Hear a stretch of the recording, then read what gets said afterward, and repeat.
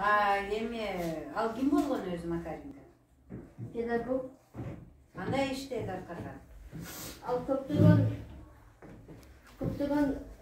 жазуулар кандай отуруп алып жооп беребичи?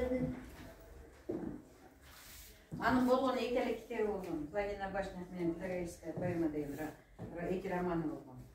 Не иштеди жүрүзгөн Макаренко? Кана кимиңер билесиңер? Макаренко жөнүндө сөз болгон өткөндө айтылган дошкольнийларга особенно. Макаренко деген ким болгон?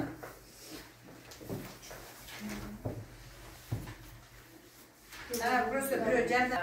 Бул деген улуу педагог десек деле болот. Себеби революция болгондон кийин жанагы өзүңөр байкады карай, мына бизде деле 10-жылы, да канчанчы жылы, мына быйыл силердин жайында болду, окуялар болуп, жанагы атуулар болуп, көп балдар кароосуз калып атты.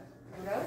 Ошо революция маалында көп кароосуз калган балдарды топтоп Макаренко колония деп койгон, эми баягы лагерь сыяктуу, азыр пионер лагерь барбы бизде, детский лагерьдер бар, ошо лагерь сыяктуу уюштуруп, ошо балдарды тарбиялаган ишти баштаган Макаренко. Анан ошонун негизинде жана Крупская баштаган движение пионерлер пайда болгон, пионерлер уюму пайда болгон. Так. Дальше. Жооп берет.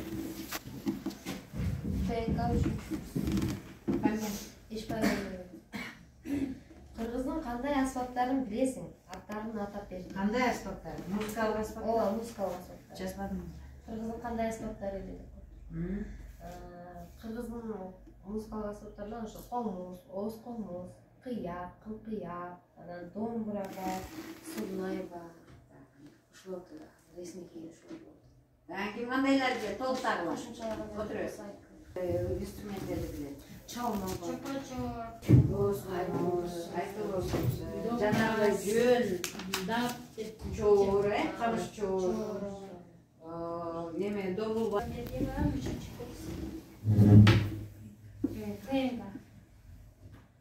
Адам күйгөндө биринчи жардам. Үстү ачык болуп калсачы, ошону сууга салабы, салбайбы? Эмне менен жабабыз?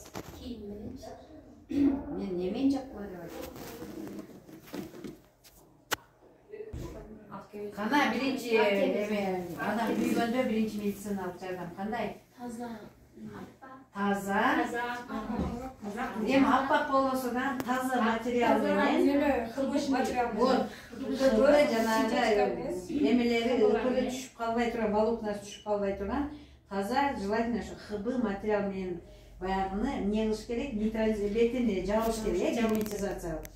Ошого анан деген ошо рананын бети баягы колдун бети, допустим, кызыл болуп турса, сууга салса болобу, болбойбу? Болбойт да, ошон үчүн силер өтө эми булат.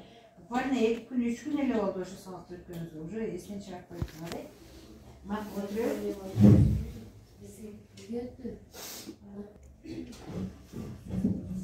Сыныпта эң алгачкы жардам. Сыныпта. Сыныпта эң алгачкы жардам бул ошол бир адамдын бир жери кай жери сиңгенине байланыштуу. Түз жаткызыш керек, анан кыймылдатпаш керек, ошол сынган жерине түз такта же темир, подручные средства дейт ушу.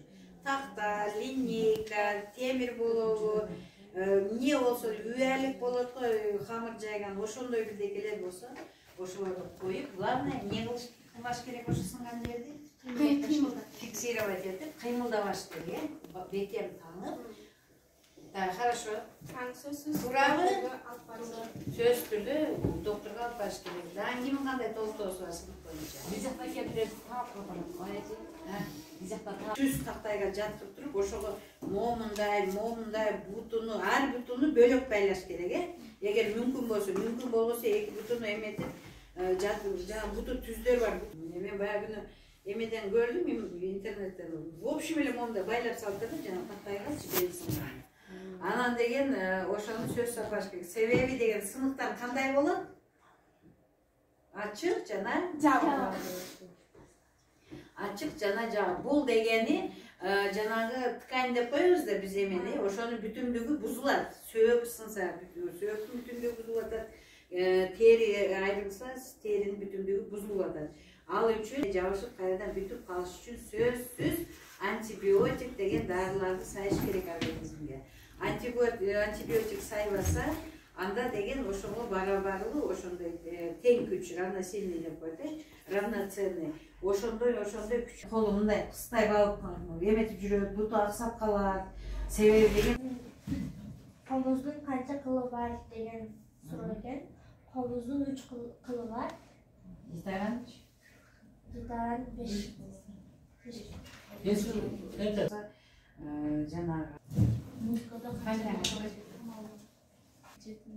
кандай? До, ре, ми, фа, соль, си, до. Си. Акыркысы 7-си. До кайталайт 8-си. Рахмат. Билим берүү жана баланы тарбиялоо деген маанини билдирет. Педагогика баланы, жаш баланы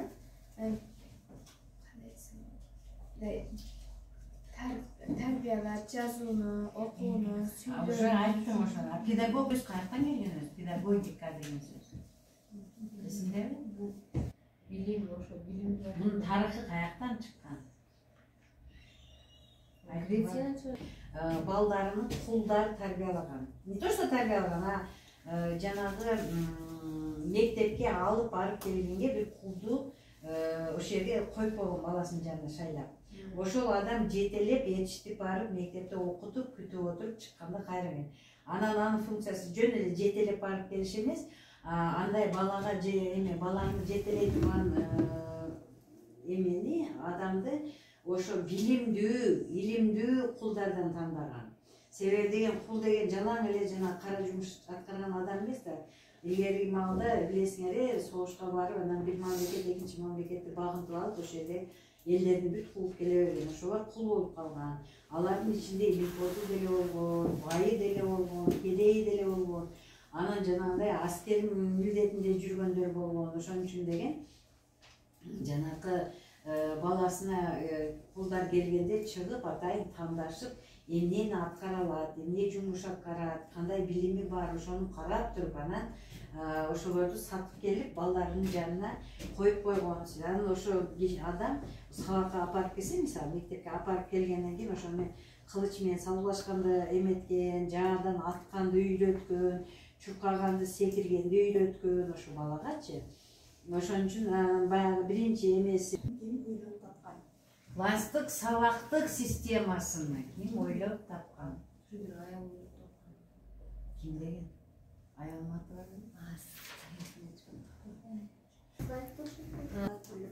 ким? Макаренко?